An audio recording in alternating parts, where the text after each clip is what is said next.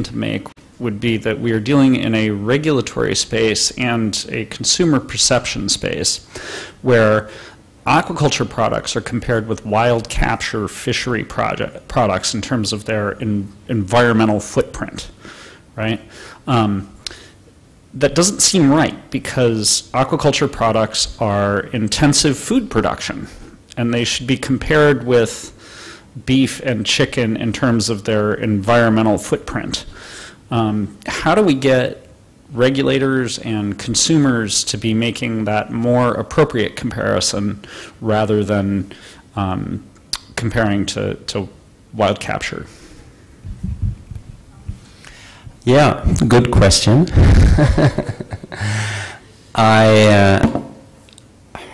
Basically, I think it's an information problem, knowledge problem.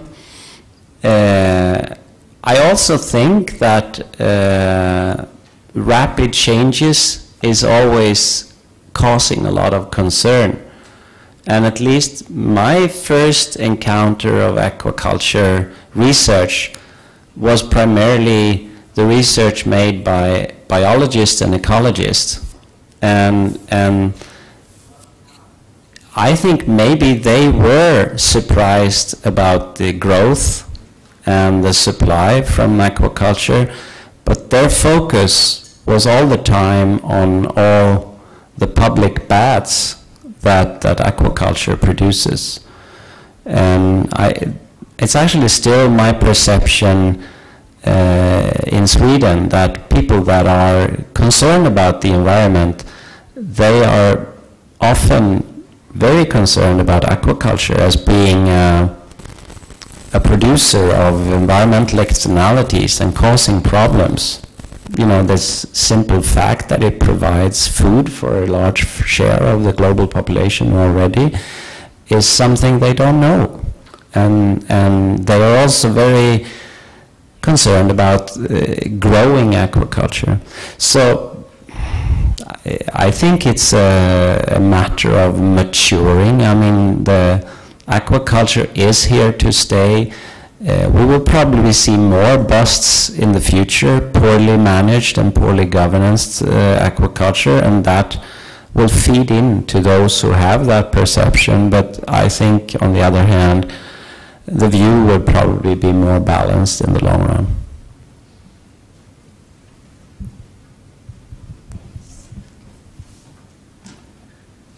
Yeah, this also relates to the comparison of agricultural products and fishery aquaculture. You have mentioned that aquaculture products growing in some place, not others. So there might be a geographic change of production center or something like that. Can you tell us what drive these changes in agriculture? Recently in China, the mechanization seemed to be a very important factor because we have this now very well developed machinery technology that help you harvest, help you planting. Then the production is more concentrated in flat areas. So the agriculture is disappearing in the mountainous area and moving more concentrated in the flat area. So if you look at the map, so the production center is shifting. But it doesn't seem that freshwater agriculture has that kind of scale economy, or does it? Or what can drive the shifting of aquaculture change? Or do you observe that change? Yeah, if I really knew that answer, I would go into business and make money. I wouldn't waste my time here. So of course, you take my knowledge to be limited in this area, but I would say that particularly the Norwegian, which is actually to a large extent the Chilean salmon production also, is very capital intensive. And I mean, I kind of speculated, don't take it for a total fact, but I mean, my perception of the Vietnamese Pangasius aquaculture is that it's not so harmful to the environment. And then, of course, it's quite possible that you can have aquaculture also in heavily populated areas. Otherwise, if you would ask me, and I would probably speculate and say, well, we would probably go to areas that are less densely populated. And you know, if I didn't know the facts, I would guess, you know, that a heavy populated country, that China, would not have so much aquaculture, which is totally wrong, because it's the biggest aquaculture country in the world. So I think there will be continuous investment, and I think that what the high technology part of aquaculture is dealing with now is probably moving towards more closed systems, where you basically take care of all the water.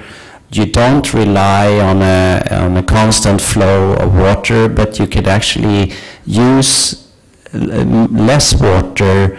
You circulate it, you purify it, and so, you know, then it would come to classical location determinants, like if you can provide cheap energy. So then it's probably a good idea to put it next to a aluminium plant or something like that, where they use a lot of energy still already, and then you could probably get, you know, their excess energy or something like that could be used to feed into that aquaculture plant, for instance. On the other hand, it's of course nice to be close to the market when you're producing fish, but on the other hand, the development over the last 30 years have been that we are shipping fish back and forth. So Icelandic fish is sent to China, being processed in China and shipped back to Iceland, or rather back to US or Japan or whatever. So transportation cost is not that important anymore, it seems to me. So it wasn't a very good answer to your question, but as good as I get, I think.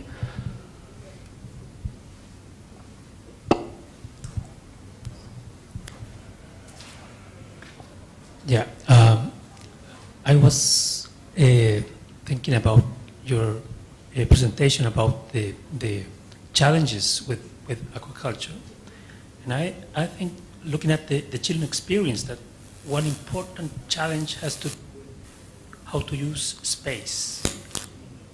There are different type of competing uses of space, and aquaculture is a rather new industry, but it comes to countries where space is already in use, and that generates a lot of conflicts. In the Chilean case, we have conflicts, for instance, with artisanal fishermen about the space of use, but also with ancient cultures, and I mean, there's a with tourism. So basically, I think that one thing that one has to consider is how to develop some type of territorial territorial assignment of space. I think that's very important, because even if you think about some high capital intensive aquaculture, you will find that there is this conflict about space use. If you want to put your salmon farms out in the sea, or if you want to put them in inland, you will always find that somehow there are other stakeholders that have already think about using that space. So I would add as a very important issue in aquaculture development, the development of a policy for how to resolve conflicts that arise when you have to assign space to different uses. Okay. Well, just alluding to Chris' presentation, the classical situation in fisheries where fishermen are competing for the catch, we often refer to that as the race to catch. And what you're describing is probably the novel state that we're in, that I would call the race to space. Because, like you said, I mean, most people are living along the coastline, and that's a tendency which is reinforced. We have a need to produce energy and electricity in sustainable manners, and in some parts of the world we are building windmills out in the sea. We want to have tourism, we want the recreational values, and we want to have food. So we want to catch, and we want to have aquaculture, and there's probably a few more things. Yeah, we want to go sailing or go in our boat or whatever. And so yes, it's obviously a challenge, and I mean it depends on your perception of what the government can provide. I mean, in Latin America and also many other parts of the world, people in general have no confidence in the government. So of course, asking for good governance, they may think is not the option, but I tend to think that governance could be good, even carried out by the government, so to speak. So of course, I like to see well-informed and balanced planning. That's basically what it's about. And I see a potential risk if you just, I mean, the traditional economics way would be to estimate the benefit cost ratio for the various activities. And if aquaculture is more profitable than sailing, then we should allocate it to aquaculture. But I mean, as we know as economists, you know, the marginal values are usually increasing and decreasing depending on what level we're moving in. So of course there's a limit to how much you can allocate for aquaculture, definitely. And yeah, I think that's an area where we would like researchers to be interacting a lot with policymakers, and both sides should interact with the public, and hopefully these three groups can actually agree on a useful allocation of space. But yeah, tough challenge. Before we move to the next question, I'd like to remind you to briefly introduce who you are and which institution or organization you are at. Jorge, could you briefly explain or tell us who you are in? Jorge Dresner, come from Universidad de Concepción in Chile. Thank you. I'm still Mike Toman from the World Bank Research Department. I'm hopeful that maybe some of our Vietnamese colleagues who are here can help answer the question, which I'll put, I think, to Chris. The basic explanation of how to efficiently handle a capture fishery has a lot of value, I think, to convey in the way you did it. On the other hand, it's sort of sobering to think of what one might do with 110,000 boats operating in capture fisheries. Something like, what, 80,000 of them are small, meaning that they might well be able to land their catch outside of the formal channels of distribution. So catch taxes might be pretty tough to handle. I'm wondering what one contemplates doing to internalize the open access problem in a fishery that has the kind of structure that was presented earlier by our colleague from the ministry. How do we deal with something that's that large and that diffuse in terms of its industrial organization?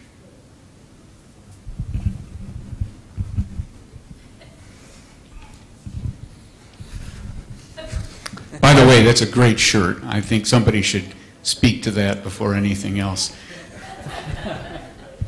It's camouflage. You pose this sort of more generally to people from who are familiar with Vietnamese fisheries. But also to you, yeah. Would anybody like to react before I do? Yeah? Okay. Well, here's my reaction. And while I've done some work in Vietnamese fisheries, they've not been in the very small scale fisheries. I've worked at the trawl fisheries. So I'm not as familiar with the very small scale fisheries here in particular. So the way that I think about it is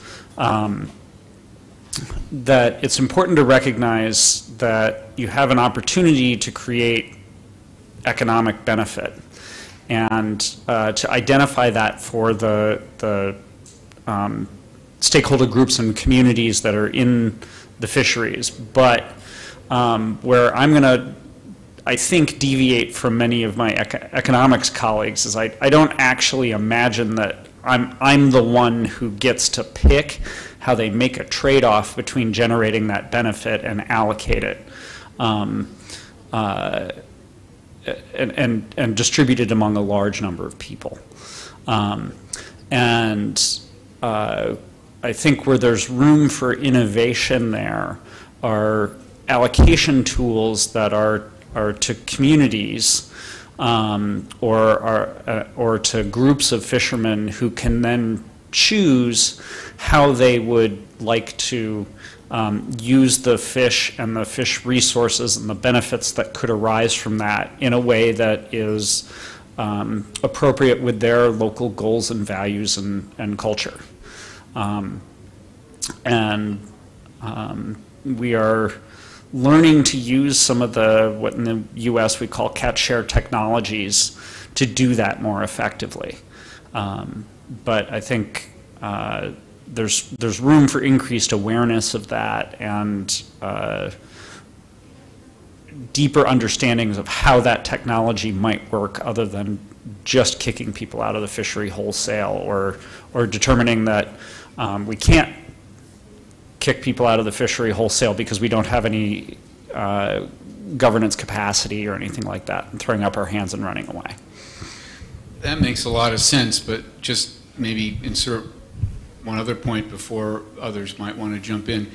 Even in the larger fisheries, the trawl fisheries, it looks like there's an awful lot of operators. So even if you were to use some sort of total allowable catch scheme, given that you've been working in those, what do you see as the kind of instruments that might, work on the ground here?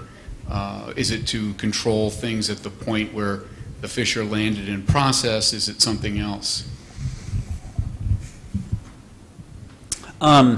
From what I've seen work elsewhere in the world, in training the processors engaging with the landing sites tends to be a pretty important and efficient way to keep track of catch, and my own view is that a lot of the some of the fisheries on the other end of the spectrum that I work on are in Alaska, where we have 200% observer coverage on some vessels. Every vessel has 2 observers, so that while one observer is sleeping, the other is observing.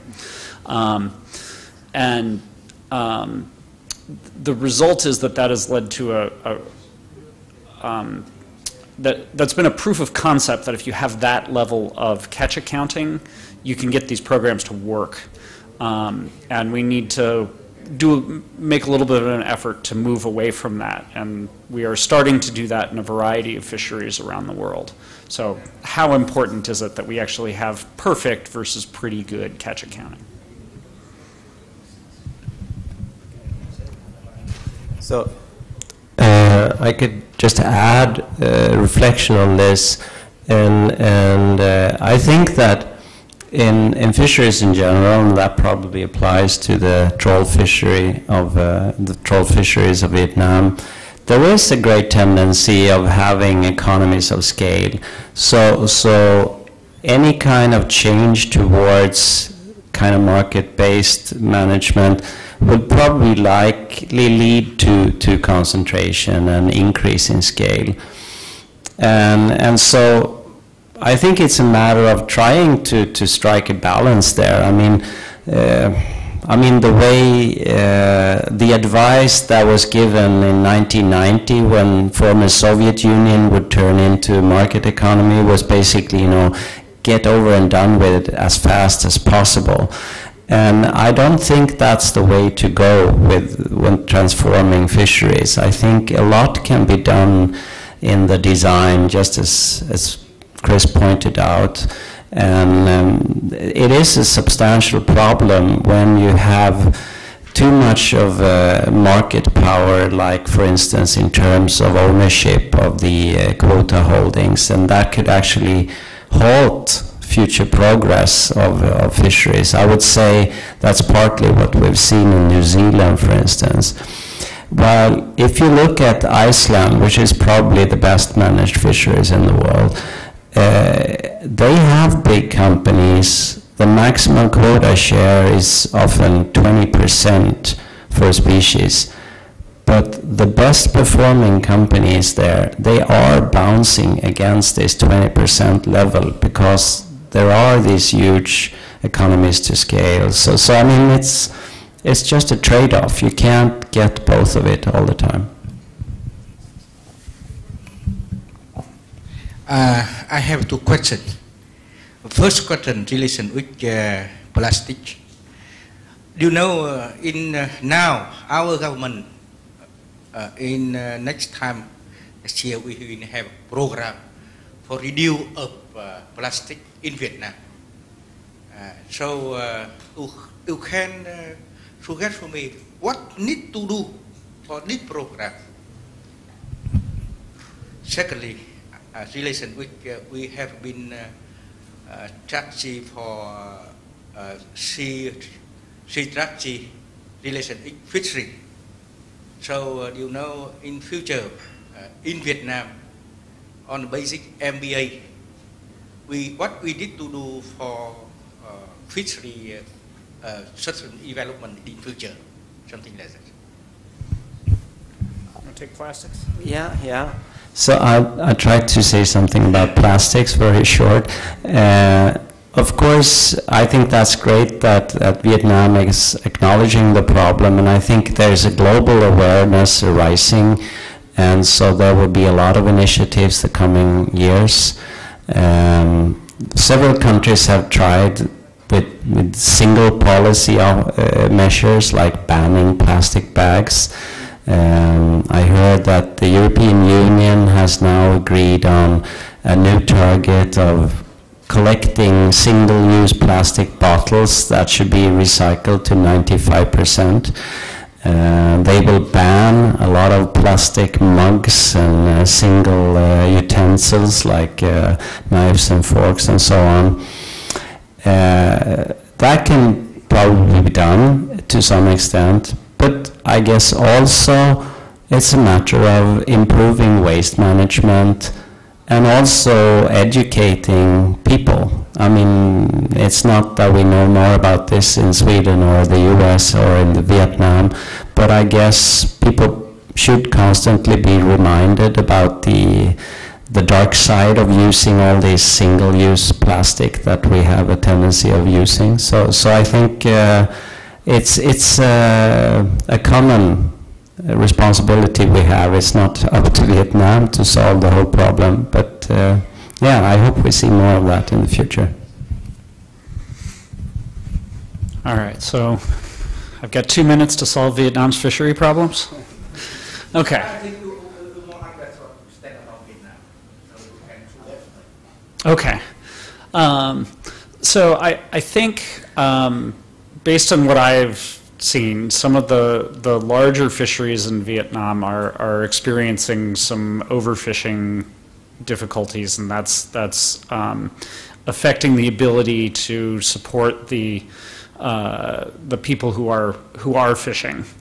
And you can see that in the data that Mr. An presented, because the number of small-scale boats is going down. That is, people are leaving, and there's two reasons. The core reason for that is that fishing is not as profitable as other things. Now, I think on the one hand, that's probably being driven by the fact that fishing in the small scale isn't yielding that much fish, and that's causing a problem. The other an advantage that Vietnam has is that so many other sectors of the economy are growing rapidly that it's possible to that people, young people, would prefer to move to the city rather than entering fisheries. And I think that there might be some opportunity there because there's significant growth in other sectors of the economy, and I think that's an opportunity for Vietnam.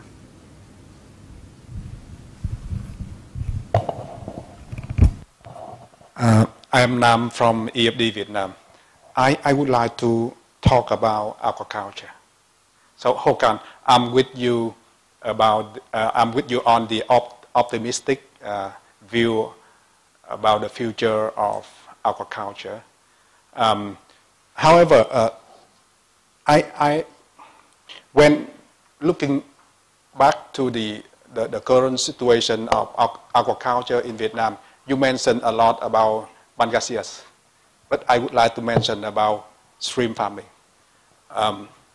We have like a big negative externality of shrimp farming, that is mangrove deforestation. The big problem in the Mekong Delta of Vietnam and elsewhere in Southeast Asia country, in Thailand, in Myanmar, Indonesia, similar problem, the relationship between mangrove and shrimp farming. I heard about some management model, something called sustainable aquaculture, sustainable shrimp farming,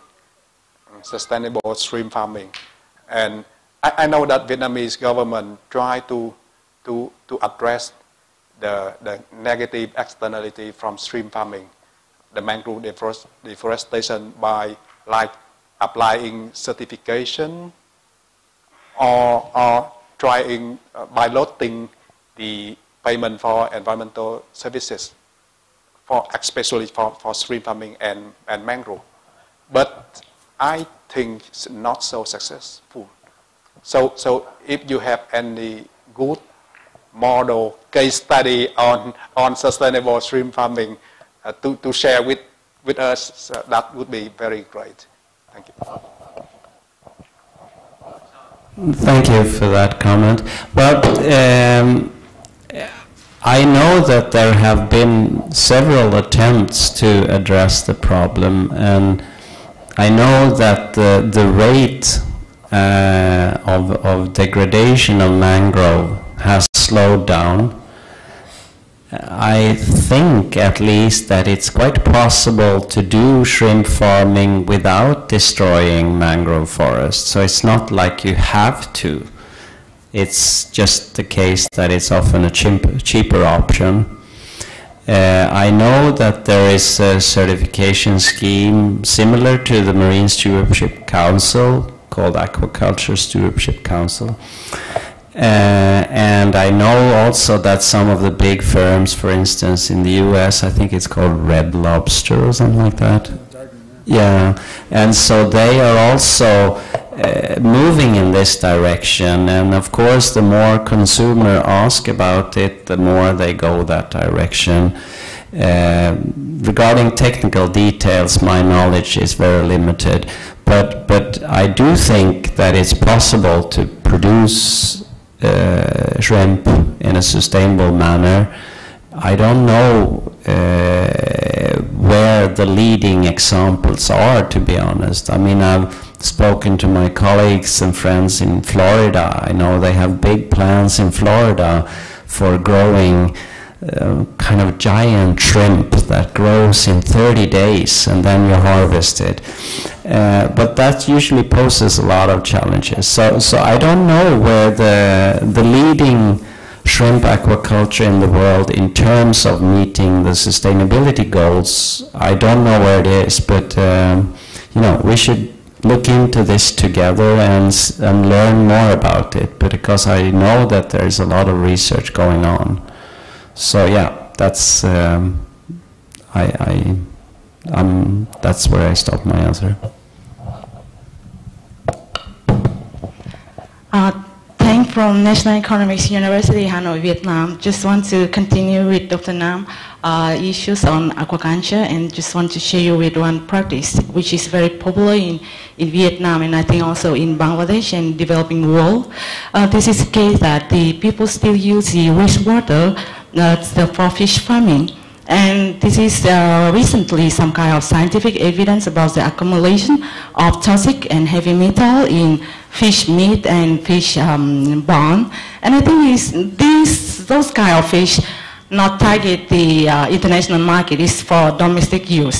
So I think in some cases we should consider, and I think it's really kind of the tough issues right now for Vietnam, since we really do not have much information on that. And this is very popular that the local people, they use such kind of fish. And then I think it also opens the door for kind of the economic analysis on the alternative use of the water, wastewater for the economic activities. This is. Is it off? It was off.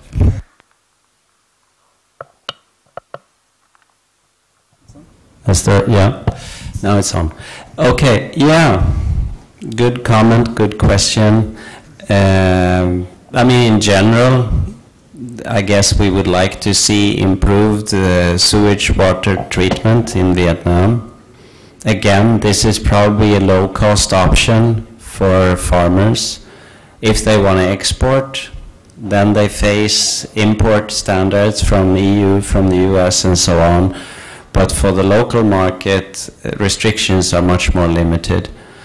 And I mean, I think the general way to go about this, you know, to build up independent bodies that are surveying quality also of the domestic market in Vietnam. Of course, the most poor people will probably not pay attention to whether the level of heavy metal of any type is too high, but I guess that's an obligation of the society to try to provide that. So yeah, that's probably something that has to be better interaction with researchers and policymakers, and to actually look into this and systematically measure these levels of fish. Within the European Union, there is always a lot of attention as soon as any kind of critical value is surpassed, but I can imagine that that's not the case in Vietnam. To some extent, maybe the recommendation would be for females, at least when they're pregnant, not to eat so much of that domestic marketed fish, but yeah, that's another area. But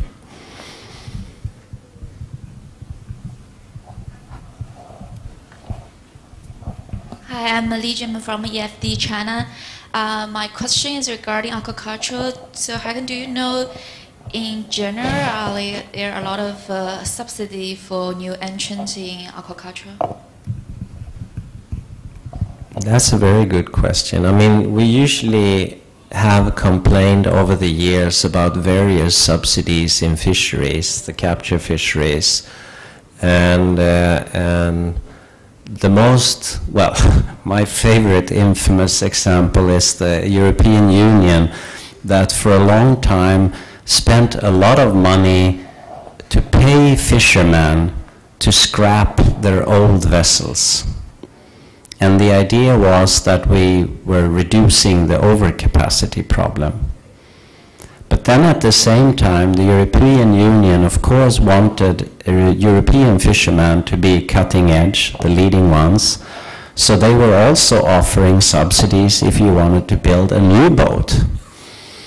And so what happened during the 35 years or so when European taxpayers were paying money to fishermen to scrap vessels and paying money to fishermen to build new vessels was that to some extent the most entrepreneurial fishermen were the ones that were scrapping their fishing vessels. Not because they wanted to quit fishing, but they were the most eager to get the new ones. That was even more powerful than previously. To be honest, when I talk about aquaculture, I don't know if there are any such kind of counter-economic initiatives. There probably are, but I don't know so much about them. I mean, my impression, for instance, from poor countries like Bangladesh, is that these are businesses taking off without being heavily subsidized. Of course, you may say that there are probably examples that concessions are granted too easily, too close to each other, creating these busts, and that's kind of an indirect subsidy. And maybe there are examples where land is granted at too low cost because a local government or something similar are eager to get labor opportunities and eager to see aquaculture development.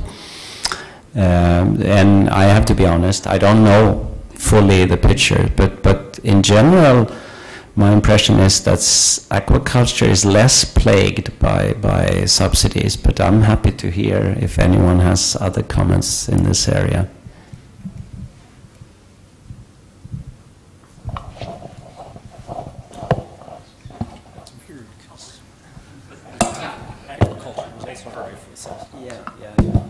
Yeah, on the subsidy, in Tanzania, for example, the government. Oh, I'm Razak Lokina from Tanzania.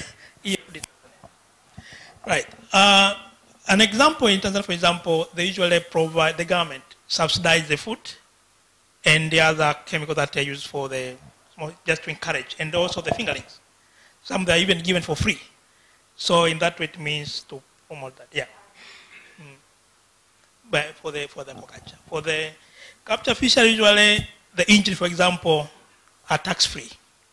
They don't pay any import tax or VAT. So that's...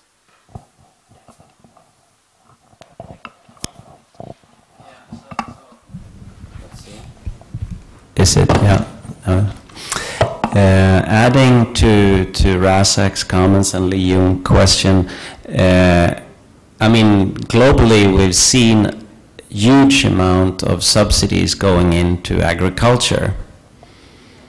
So in that respect, I think aquaculture is less subsidized. Still, when it comes to trade, agricultural sector is usually the one that is most far away from what economists would advise on. So for the rich countries, in general, we have import tariffs on food of all kinds, preventing developing countries from exporting to the extent they would like to us. And in many cases, it's also, in fact, the case that farmers exporting their good have to pay export taxes. So that part, I think, is influencing the trade in aquaculture products. So the fact that Norway has been so extremely successful in producing salmon has created all kinds of trade barriers from the European Union, because EU has been trying to subsidize development of aquaculture within EU, for instance in Scotland, and that has led to claims that Norway is dumping the market.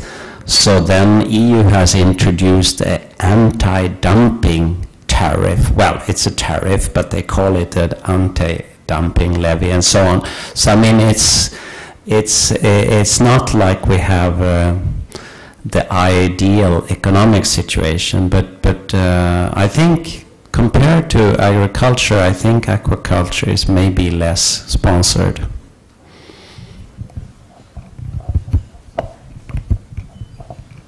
So do we have any other questions?